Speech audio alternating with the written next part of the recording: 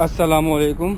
मैं हूं Zahid Munir ज़रम TV world के रेफरेंस से मिल्स ऑपरेशन सीरीज़ में मेंटेनेंस डिपार्टमेंट में आपको खुशामदीद कहता हूं।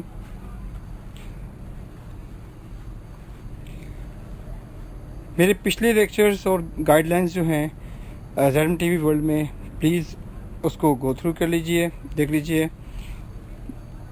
शायद आपके कुछ नॉलेज में इजाफा हो जाए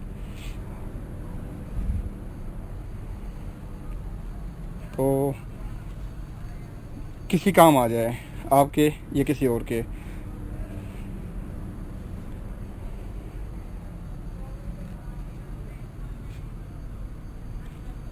आज हम मेंटेनेंस डिपार्टमेंट पार्ट 5 लेकर आए हैं। क्योंकि टाइम की कमी होती है, इसलिए थोड़ा थोड़ा रोज़ मेरी कोशिश है कि आपको मैं कुछ ना कुछ बताता रहूं। जो कॉपी हम प्लांट मैनेजर को, जीएम को या डायरेक्टर को देते हैं, वो इसकी एक तो अप्रूवल होती है, अप्रूवल के लिए फिर रिव्यू करता है वो कि यार ये जो है मशीन सारी कवर हुई हुई हैं। फॉर एग्ज़ाम्पल, अगर कोई मशीन 30-35 हैं तो क्या पूरे महीने में वो कवर हो जाती हैं? अगर महीने में कवर नहीं होती तो 45 डेज़ के अंदर वो सारी जो डिपार्टमेंट की मशीन है वो मेंटेनेंस में कवर हो जाएं। ऑयलिंग वगैरह, उसकी ग्रीसिंग, उसकी कैपिटल आइटम सारे कवर हुए हैं, ये सारा देखेगा और उसको चेक करेगा। ख़ास तौर पे इसको क्रॉस चेक करेगा जो चेक लिस्टें ऑन स्पॉट मशीन पे बन रही हैं। ख़ुद भी ऑन स्पॉट जाके वो उस चेक लिस्ट को देखे कि ये सही फिलअप हो रही है, कोई एम्बिग्यूटी तो नहीं है। शेड्यूल विज़िट कर ले या अनशेड्यूल विज़िट कर ले। इसी तरह से ये फॉर एग्ज़ाम्पल मैंने आपको एक टेक्सटाइल में यान मैन्युफैक्चरिंग की कार्डिंग मशीन के हवाले से दिया हुआ है।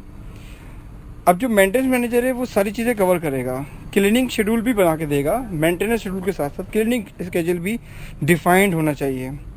Oiling schedule, capital item schedule सब डिफाइंड होना चाहिए। और ये जो कॉपी है वो इसी तरह डिस्ट्रीब्यूट होगी क्लीनिंग शेड्यूल की, जिस तरह से मेंटेनेंस प्लानर शेड्यूल डिस्कस पहले किया मैंने। ये सैंपल मैंने आपको दिया है कि कैसे एक शेड्यूल मेंटेनेंस का बना हुआ है।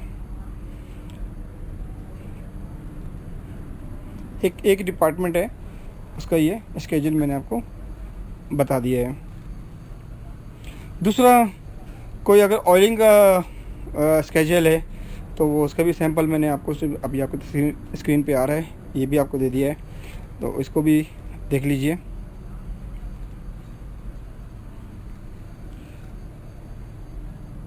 ये ऑयलिंग मशीन का ऑयल जो है, किसी ऑयलिंग शेड्यूल जो है वो बनाया हुआ है। गलबन ये TFO मशीन होती है, उसके हेड में डलता है, तो उसके लिए ये बनाया हुआ है। इसी तरह से बाकी सारे डिपार्टमेंट के स्केड्यूल बनेंगे मंथली बनते हैं वैसे तो, लेकिन अगर डिपार्टमेंट मशीनें ज़्यादा हैं तो 45 डेज तक भी बन सकते हैं। ये मेंटेनेंस डिपार्टमेंट इसको फॉलो करेगा।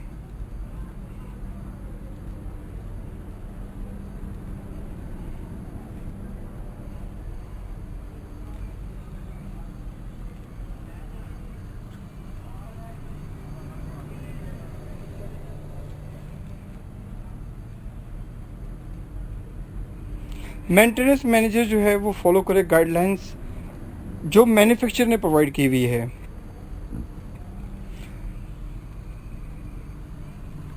अमूमन मशीनों के साथ जो है वो कैटलॉग आती है, और अगर एरेक्टर आते हैं तो वो भी गाइडलाइन दे जाते हैं।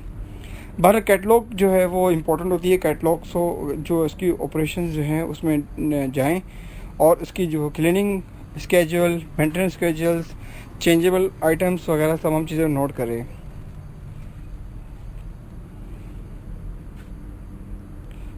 बहुत इंपॉर्टेंट चीज़ है कि मैन्युफैक्चरर की गाइडलाइन पे उसकी एक्टिविटीज़ को फॉलो किया जाए। मेंटेनेंस मैनेजर जो है प्लांट मैनेजर से मिलकर उसमें एक्टिविटीज़ का इजाफा कर सकता है, कमी नहीं कर सकता। लिहाजा keep in touch with Zahid Munir for further information. आज के लिए इतना ही है। नेक्स्ट इंशाल्लाह पार्ट 6 जो है बहुत जल्दी आपके पास आ रहा है। सब्सक्राइब कर दीजिए और बेल आइकन भी प्रेस कर दीजिए और दूसरों को भी शेयर करने का कहिए, दूसरों को भी शेयर कर दीजिए ताकि इसमें किसी की नॉलेज में इजाफ़ा हो तो उसका भी फ़ायदा आपको हो। अल्लाह हाफिज़।